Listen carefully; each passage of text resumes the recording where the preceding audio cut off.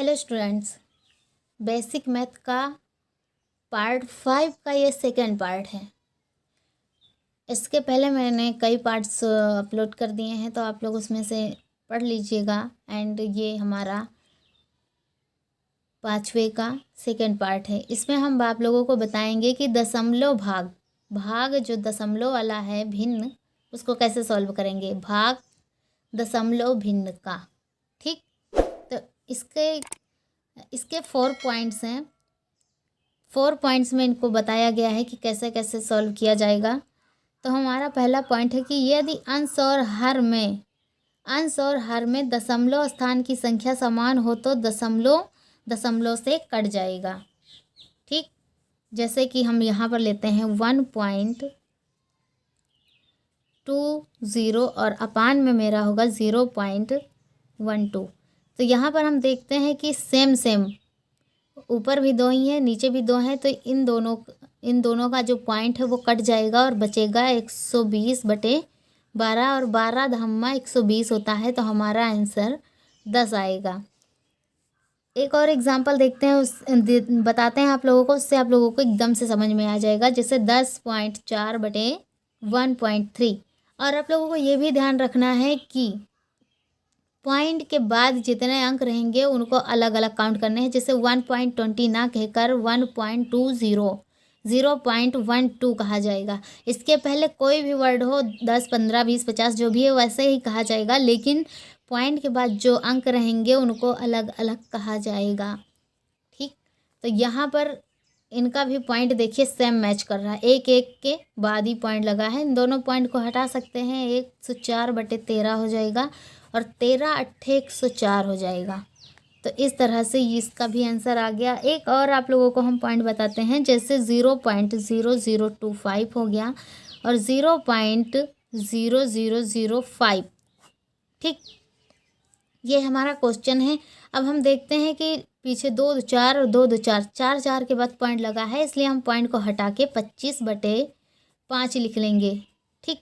क्योंकि इन सब ज़ीरो को कोई वैल्यू तो है नहीं, इसका कोई मतलब नहीं है। तो जो अंक बचे उनको लिख लेंगे, 5 से 25 को काट देंगे, 25 5 हमारा आंसर हो जाएगा। तो ये था कि अगर दशमलव जो है समान स्थान पर रखे हों तो हम उनको इस तरह से सॉल्व करेंगे। अब हम आप लोगों को बताते हैं कि इसके जो भाग करने का जो दूसरा पॉइंट है उसके बारे में आप लोगों को बताते हैं।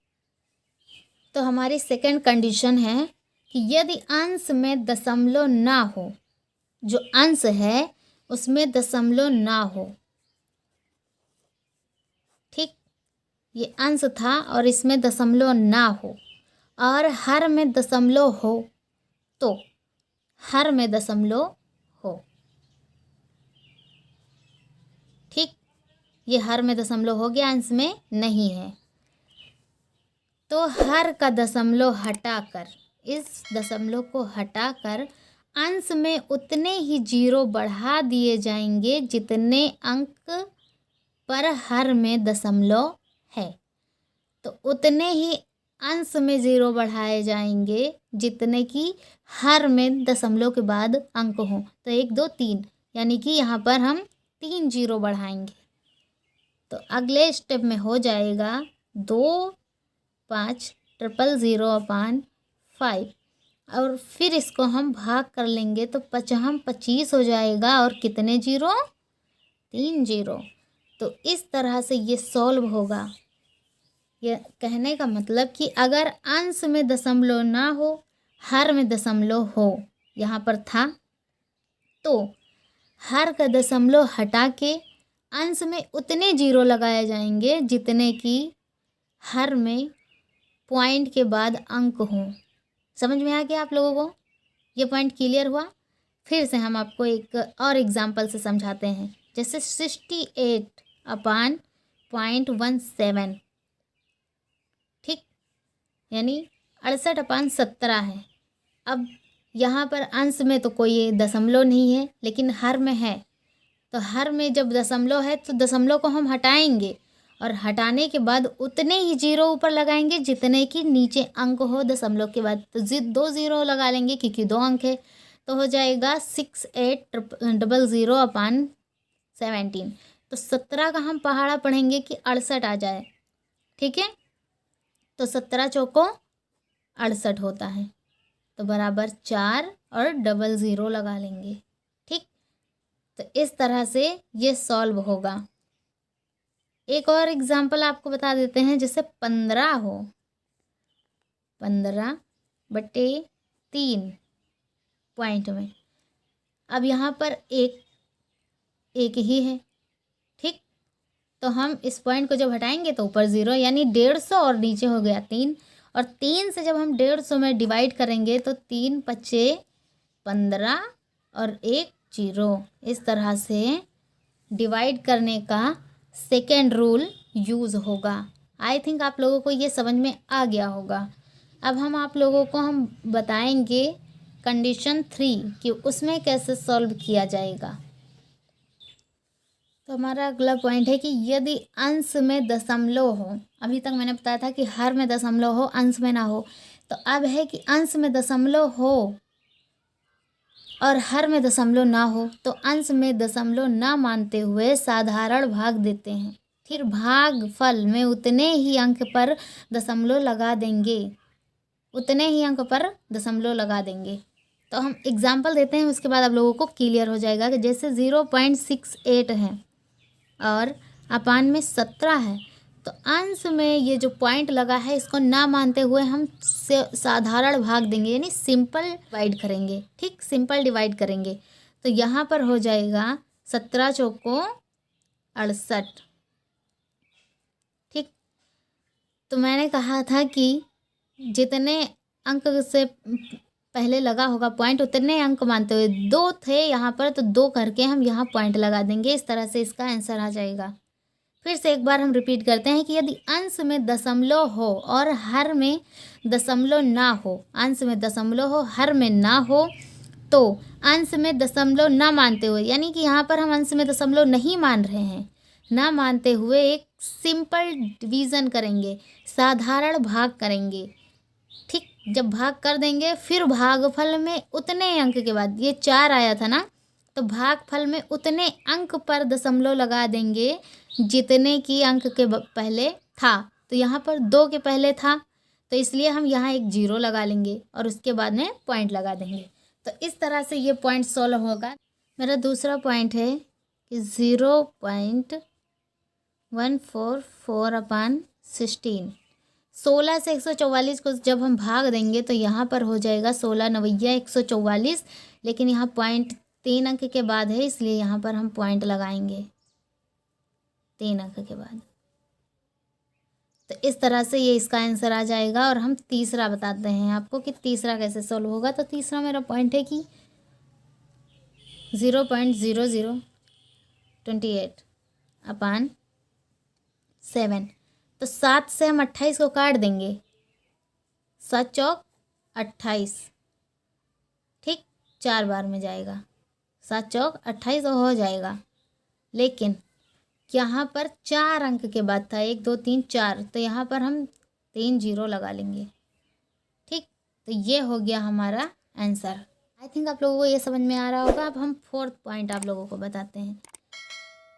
जो मेरी चौथी कंडीशन है वो है कि अंश और हर दोनों जगह पर दशमलव हो, लेकिन अंश और हर के दशमलव का स्थान समान ना हो, तो वो कैसे सॉल्व होगा। उसमें कंडीशन दूसरी और तीसरी इनमें बदलकर उनको भाग करेंगे। ठीक, तो हमारा पॉइंट है 0.51/0.0017। ठीक है, यानी कि इन दोनों में अंश और हर में दशमलव तो है, लेकिन ना ही इन लोगों का स्थान सेम है। ठीक, स्थान तो इन लोगों का सेम नहीं है ना, ना ऊपर वाला मैच कर रहा है ना नीचे वाला मैच कर रहा है। ये 2 अंक के बाद है, यहाँ पर 4 अंक के बाद है।